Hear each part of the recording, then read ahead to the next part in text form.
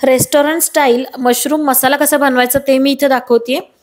Mushroom मध्ये भरपूर माती असते, सो थोडा वेळ मी इथे पाण्यामध्ये ठेवले आणि 2-3 पाण्याने स्वच्छ हे मशरूम धुवून घेतलेत।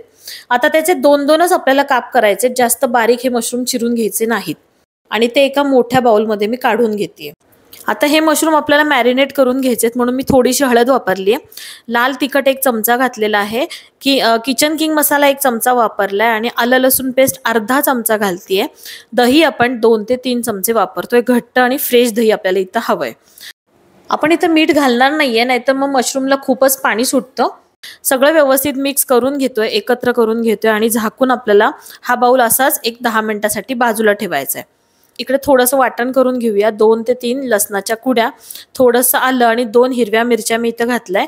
2 मीडियम साईजचे कांदे आपण घालून छान अशी इथे पेस्ट बनवून घेऊया, म्हणजे आपलं हे छान छोटंसं वाटण इथं तयार होतंय। 2 मध्यम आकाराचे टोमॅटो थोड्याशा मोठ्या फोडी करून मी इथं घेतलेले आहेत।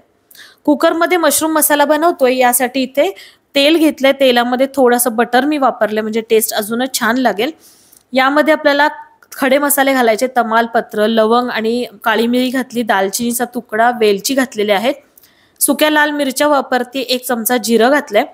त्यानंतर जी पेस्ट आपण कांद्याची बनवून घेतली ती पूर्ण इथे ऍड करते।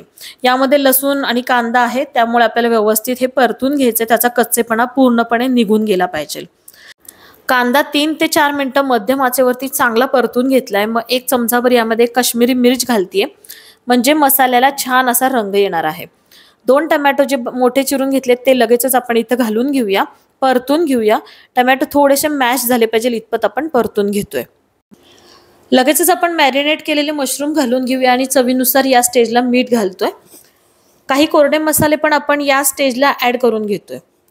इथे थोडीशी परत आपल्याला हळद घालायची आहे, धनेपूड 1 चमचा, त्यानंतर लाल तिखट जे आहेत ते आपल्याला अर्धा चमचा वापरले, कारण की जास्त तिखट भाजी होईल, आपण मॅरिनेट करताना पण तिखट वापरलेले आहे, म्हणून मी इथं तिखटाचं प्रमाण कमी ठेवलंय।